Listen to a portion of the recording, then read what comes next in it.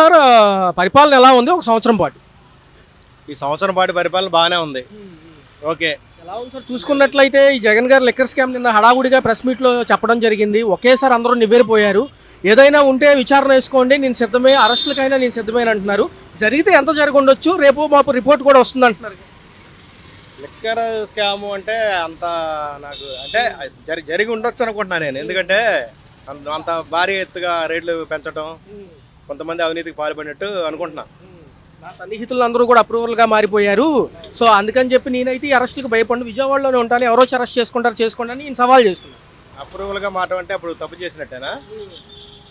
అలాగా అప్రూవల్గా మారారంటే ఇక వాళ్ళు తప్పు చేసినట్టే కదా లెక్క. ఎందుకంటే ఓఎస్టీ కృష్ణమోహన్ రెడ్డి గారు కానివ్వండి, ధనుంజయ రెడ్డి గారు కానివ్వండి, ఇటుపక్క విజయసాయి రెడ్డి గారు లొంగిపోయారు చంద్రబాబుకి అంటున్నారు. నిజమేనంటారా? ఇలాంటి ఏదో కక్షపూరిత చర్యలు ఉంటాయి జనరల్గా ప్రభుత్వాలు? జనరల్గా కక్షపూరిత చర్యలు అంటే ప్రశ్నించి మనం చూస్తూనే ఉన్నాము. ఏ ప్రభుత్వం అధికారంలో ఉన్నా కక్షపూరిత చర్యలు అంటే ఉంటానే ఉంటాయి. కానీ విమర్శలు ఎక్కువగా ఉండటం వల్ల వాళ్ళు కొద్దిగా ఇబ్బంది పడాల్సిన పరిస్థితి.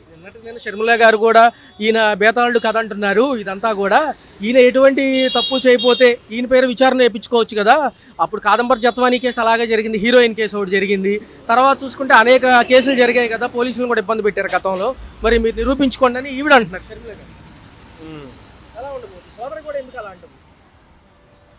ఆమెకి కుటుంబంలో ఏమైనా వేరే ఇబ్బందులు ఏమైనా ఉన్నాయో మనకు తెలియదు అంత. అయితే ప్రభుత్వం మటుకి ఇప్పుడు ఈ సంవత్సరం పరిపాలన బాగానే ఉంది. ఇంకా అభివృద్ధి చేయాలని మనం ఆశిస్తున్నాం ప్రజలు. జూన్ 4న వెన్నుపోటు దినోత్సవం అంటున్నారు ఏంటి? వైఎస్ఆర్సీపీ వాళ్ళు చంద్రబాబు నాయుడు పాలనకు సంబంధించి వెన్నుపోటు దినోత్సవం చేస్తారంట. దేనికి చేస్తారు వెన్నుపోటు దినోత్సవం అంటే? నాకు అంత దాని గురించి యాక్చువల్గా ఏంటంటే ఎన్టీఆర్కి వెన్నుపోటు పొడిచారనే కాన్సెప్ట్ మీద అదే మైండ్లో పెట్టుకుని దీన్ని చేస్తానంటున్నారు జూన్ 4న. లేదు, చేయలేరండి. ఎలా ఉంది సార్ టోటల్గా చూసుకుంటే? మరి జూన్ 12వ తారీఖు అనేక పథకాలు అంటుంది ప్రభుత్వం. ఎలా పథకాలు పెట్టాలి, మరి పథకాలు పెడితేనే వీళ్ళు ప్రజలు గెలిపించడానికి న్యాయం జరగాలి కదా. మరి అరెస్ట్ అవుతారా జగన్ గారు ఈ కేసులో? ఏదన్నా ఉందా, ముందుకు వెళ్తుందా? సిట్టు కూడా కేంద్ర ప్రభుత్వం అమిత్ షా దగ్గర ఫైల్ ఉందంటున్నారు, కేంద్ర మోడీ గారికి కూడా తెలుసు అంటున్నారు.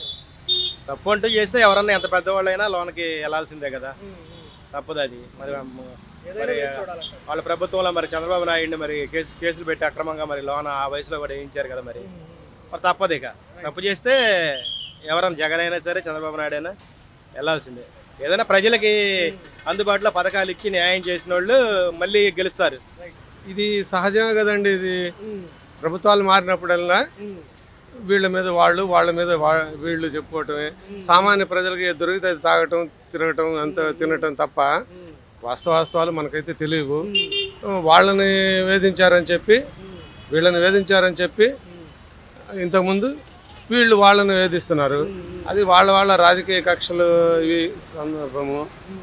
సామాన్య ప్రజలకి అంతలు తెలియదు, పూర్తిగా తెలియదు. ఎందుకంటే వార్తా సంస్థలు, మీడియా సంస్థలు, యూట్యూబ్లు కూడా అన్నీ కూడా ఇదే అంశం అయిపోయింది. ఆయన కూడా ఏదైనా ఉంటే విచారణకి నేను సిద్ధమే అంటున్నారు. వచ్చి అరెస్ట్ చేసుకోండి, నేను విజయవాడలోనే ఉంటానని ఆయన అంటున్నారు. ఎవరు? మాజీ ముఖ్యమంత్రి గారు, వైఎస్ఆర్సీపీ నేత జగన్ గారు. ఇప్పుడు ఈ మధ్య ఈ ప్రజెంట్ సీఎం గారు కూడాను వీళ్ళ పార్టీ వాళ్ళకి చెప్పారు కదా, మీరు ఈ లిక్కర్ దీని మీద మీరేం కామెంట్ చేయొద్దు, అది కోర్టులు చూసుకుంటాయి, అవి న్యాయస్థానాలు చూసుకుంటాయిలండి, మనమే కామెంట్ చేయొద్దు అని చెప్పి ఇక్కడ ప్రజెంట్ సీఎం గారు కూడా చెప్పారు. ఎలా జరుగుతుంది చూడాలి. సిట్టు విచారణలో కూడా సన్నిహితులు అందరూ కూడా అప్రూవల్గా మారుతున్నారు, లేకపోతే లొంగిపోతున్నారు అంటున్నారు. ఈయనే నిన్న మీడియా ముఖంగా మాట్లాడారు. ఎలా ఉండబోతుంది? విజయసాయి రెడ్డి గారి గురించి కూడా మాట్లాడారు. ఆయన లొంగిపోయాడు, ఎవరైతే ఉన్నారో చంద్రబాబు నాయుడు గారికి, అందుకని అప్రూవర్గా మారారు అంటున్నారు. ఎంతవరకు అది వాళ్ళ ఇప్పుడు రాజకీయ నాయకుల గురించి తెలిసిందే కదండి.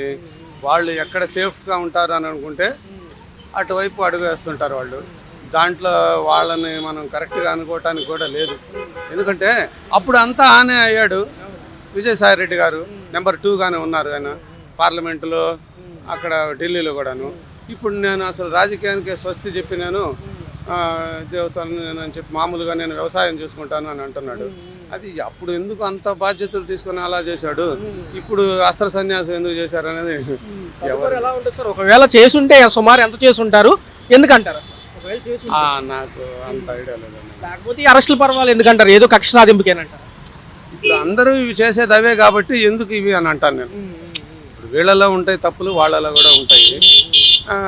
వాళ్ళకే తెలుసు అది. కానీ వాళ్ళు పడిన బాధలకి వీళ్ళు ఇప్పుడు కక్ష తీర్చు. వీళ్ళు కూడా అంటున్నారుగా, రేపు మేము వస్తే ఎక్కడున్న వదలము అంటున్నారు. ఇదే పరంపర కొనసాగితే ప్రజలు ఏం చూస్తూనే ఉంటారు. ప్రజలు ఎప్పుడు ఎవరికి బుద్ధి తెప్పాలో చెప్తుంటారు. మేడం జనరల్గా ఏం చేస్తుంటారు వృత్తిరీత్యా? నేను మామూలు బిజినెస్ అండి. మేడం చూసుకున్నట్లయితే సంవత్సర పరిపాలన ఎలా అనిపించింది? కొంచెం సమయం ఇచ్చినప్పటికీ కూడా సంవత్సర పరిపాలనకు సంబంధించి 4 పథకాలు జూన్ 12 ఇస్తామంటుంది ప్రభుత్వం. గతంలో పెన్షన్, తర్వాత గ్యాస్ సిలిండర్లు చూశారు, ఎలా అనిపించింది? కూటమి ప్రభుత్వం అయితే ఎక్సలెంట్గా ఉందండి. అప్పుడు జగన్మోహన్ రెడ్డి గారు ఉన్న రోడ్ల పరిస్థితి ఇప్పటికి చాలా డెవలప్ అయినాయి. కాకపోతే పథకాల అమల్లో టైం తీసుకుంటున్నారు. అవి చేసి తీరుతారు పక్కాగా. ప్రెస్ మీట్ పెట్టారు జగన్మోహన్ రెడ్డి గారు తాడేపల్లి క్యాంపు కార్యాలయంలో. అక్రమ మద్యం అనేది నా ప్రభుత్వంలో జరగలేదు, నేను పారదర్శకంగా ఉన్నానని ఈయన.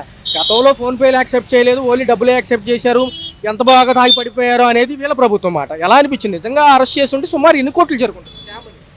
అది మనకి ఎలా తెలుస్తుందండి? ఎవరి లెక్కలు వాళ్ళు చెప్తూ ఉంటారు.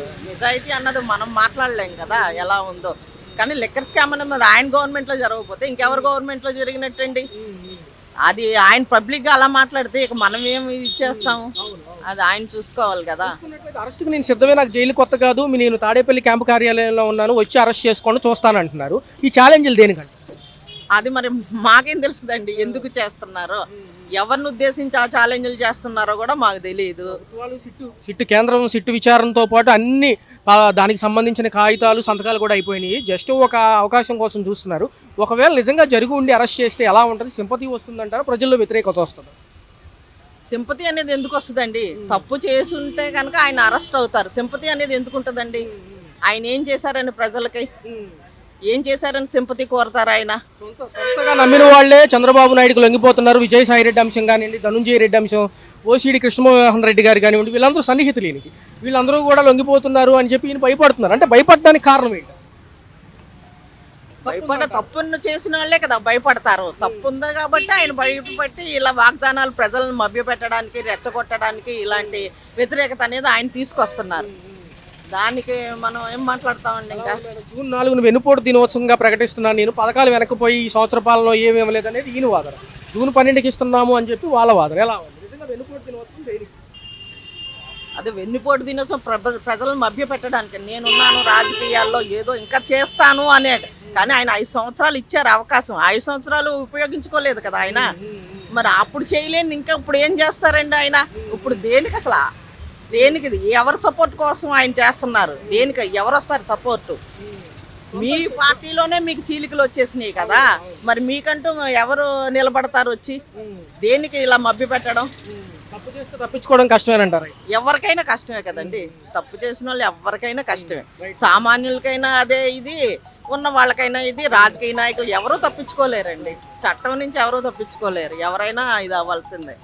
ఉన్నట్లయితే రాష్ట్రంలో పరిస్థితులు చూస్తున్నారు. జగన్మోహన్ రెడ్డి గారి ప్రెస్ మీట్ నిన్న చాలా ఉత్కంఠతగా ఉంది. ఒక పక్క లిక్కర్ కేసులో ప్రూఫ్లు ఉంటే చూపించండి అని ఆయన, లిక్కర్ కేసులో అన్ని ప్రూఫ్లు ఉన్నాయి, తదుపరి సమయం రాగానే చూపిస్తామని ప్రభుత్వం. ఎలా అంటే నేనే చెప్పుద్దండి, చూడాలి. సంవత్సరం అయింది, అమ్మఒడి లేదు, ఒకరికన్నా వేయాలండి. చదువుకున్న వాళ్ళు, ఇబ్బంది ఉన్న వాళ్ళు ఉంటారు.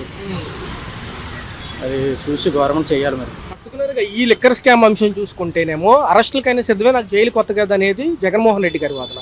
నిజంగా ఇవన్నీ జరిగినాయి. పాతకాలంలో ఏంటంటే ఫోన్పేలు కూడా యాక్సెప్ట్ చేయలేదు, ఏదైతే ఉందో ఈ యొక్క మధ్యాహ్నం దుకాణాల్లో. మరి ఆ డబ్బులన్నీ ఏమైపోయినాయి అంటున్నారు వీళ్ళు. ఖచ్చితంగా సిట్ విచారణలో అన్ని అంశాలు ఉన్నాయి అంటున్నారు. తన సన్నిహితులు కూడా నాకు అప్రూవల్గా మారిపోతున్నారు నాకు సంబంధించి అనేది ఈయన వాదన. అవన్నీ తెలియదే ఉందండి, కొత్త ఏం కాదు. ఏం చేసేదే ఉంది. ఇప్పుడు 10 గ్రామాలకి లిక్కర్ షాప్ అని ఇచ్చాడు.